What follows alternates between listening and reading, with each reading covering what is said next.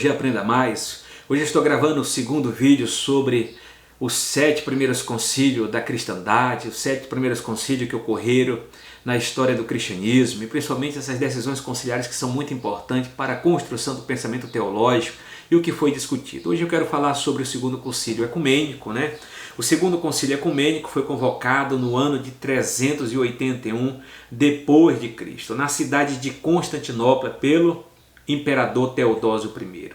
Esse concílio foi convocado contra o falso ensino do bispo ariano de Constantinopla, chamado Macedônio. Você pode ver que o arianismo ainda está aqui. Tem um bispo chamado Macedônio que nega a questão da deidade do Espírito Santo. Lá no concílio de Nicéia se negaram a deidade de Jesus, né? Então nós temos aqui a questão do bispo ariano de Constantinopla, né, Macedônio, que rejeitou a divindade da terceira pessoa da Santíssima Trindade, o Espírito Santo. Ele ensinou que o Espírito Santo não era Deus e o chamou de criatura e poder criado, né?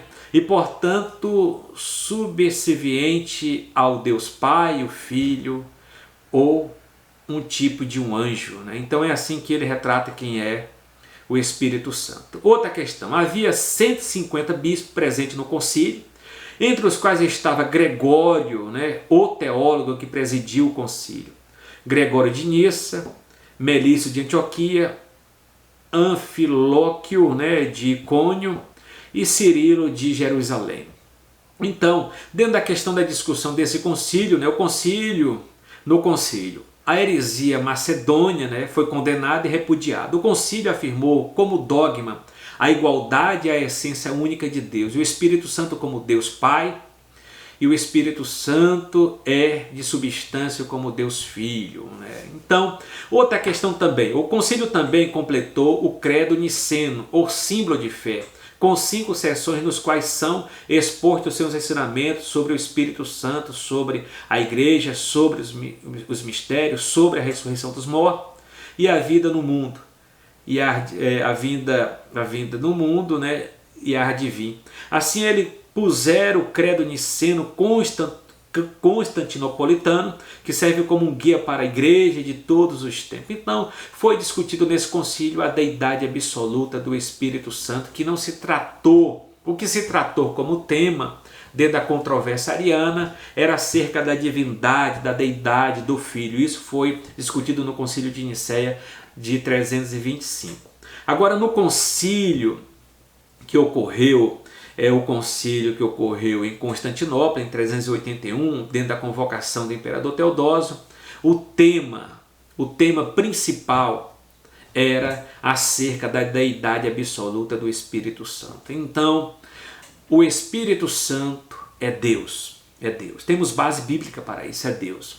E convido você para acessar os meus vídeos sobre história da Trindade, né? As definições de Trindade, que é a questão de Deus, Deus Pai, a deidade de Deus Pai, a deidade de Deus Filho, a deidade do Deus Espírito Santo.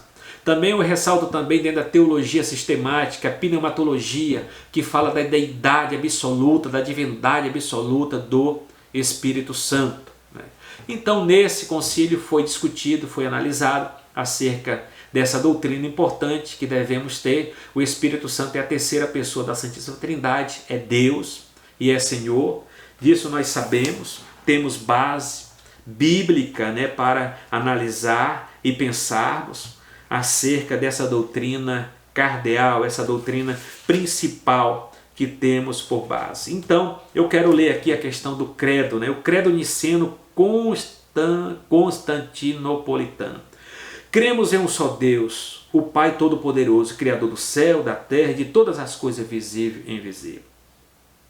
E ele também repete aqui também a questão aqui, cremos em um só Senhor Jesus Cristo, o Filho unigênito de Deus, gerado do Pai antes de todos os séculos, Deus de Deus, luz de luz, verdadeiro Deus de verdadeiro Deus, gerado e não feito da mesma substância do Pai, por meio do qual todas as coisas vieram a ser. Outra questão aqui, o qual por nós, homens, e pela nossa salvação desceu do céu e encarnou-se do Espírito Santo e da Virgem Maria. E fez-se homem e foi por nós crucificado sobre Pôncio Pilato. E padeceu e foi sepultado. E ressuscitou ao terceiro dia, segundo as Escrituras, subindo ao céu, está sentado à direita do Pai e virá de novo com glória a julgar vivos e mortos, e o seu reino não terá fim. E também ele coloca aqui, e no Espírito Santo, Senhor e vivificador, que procede do Pai e do Filho, que juntamente com o Pai e o Filho é adorado e glorificado. O que falou por meio dos profetas. E numa só igreja santa, cristã e apostólica. Confessamos um só batismo para a remissão dos pecados e esperamos a ressurreição dos mortos e a vinda do século vindouro, o Amém. Então, retrata a figura do Pai na deidade absoluta, a figura do Filho como deidade absoluta e a figura do Espírito Santo como deidade absoluta e Senhor. E a outra questão que esse testemunho de Jeová nega que o Espírito Santo seja uma pessoa divina, mas uma influência, uma força geradora de poder, que é uma energia cósmica.